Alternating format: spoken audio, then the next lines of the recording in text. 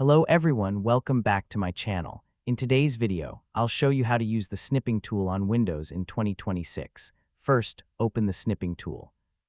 Click the Start menu, type Snipping Tool, and open the app. To take a screenshot, click the New button. Your screen will dim, and you can select the area you want to capture.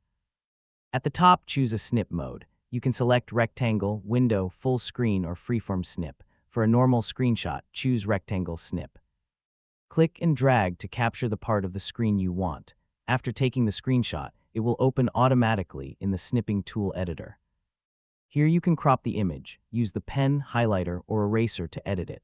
If you want to delay the screenshot, click the delay option and choose a timer such as 3 seconds, 5 seconds, or 10 seconds. To save the screenshot, click the Save icon, choose a folder, enter a file name, and click Save. To copy the screenshot, click the copy icon and paste it into Paint, Word, or any other application. You can also click the Share option if you want to send the screenshot quickly. That's how to use the snipping tool on Windows in 2026. It's a simple and useful tool for taking and editing screenshots. Thanks for watching. Don't forget to like this video and subscribe to the channel for more Windows tutorials.